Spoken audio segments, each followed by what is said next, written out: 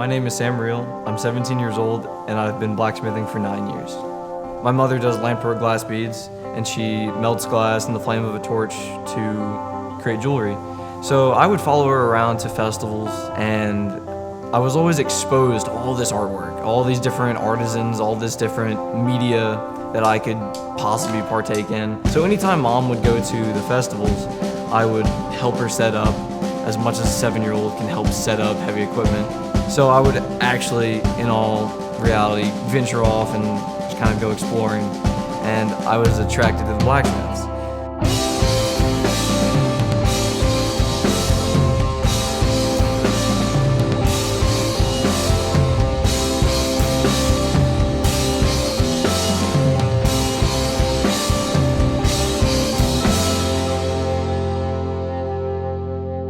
Sam was very interesting for me. He came to the ropes and wanted to cross, and he was 8.5 years old, of course, and wearing shorts and a pair of flip-flops. And of course, I could not let him through the ropes. I told him that he's not wearing enough safety gear, so he watched me all day and a few of the other blacksmiths. The next day he came back and he was wearing blue jeans, boots, a pair of gloves that were way too big for his hands.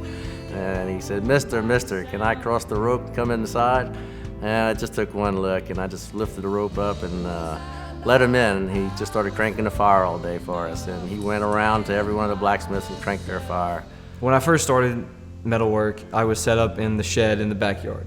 Didn't really have a shop, didn't have very much equipment. I had my first anvil, my first forge, and a post vise. And my anvil wasn't even really an anvil. It was a cut of a railroad.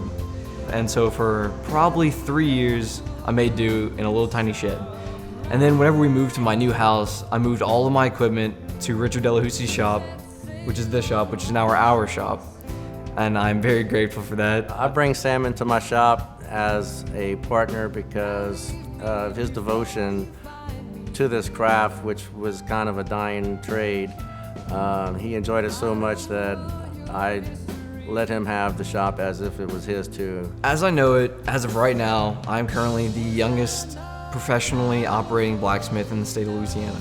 It was actually me that Sam first turned the crank for, so I helped him get some tools and helped him really get rocketing on.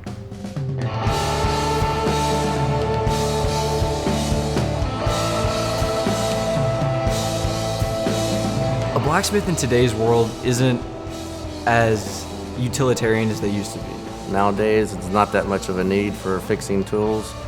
So it became more into the art of blacksmithing, chandeliers, gates, wall sconces, fireplace sets, and whatever art we can create.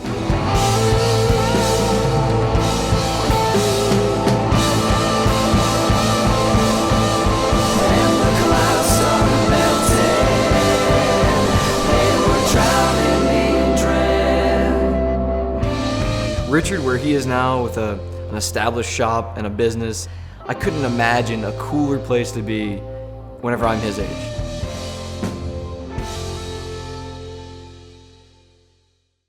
SoulPancake, subscribe!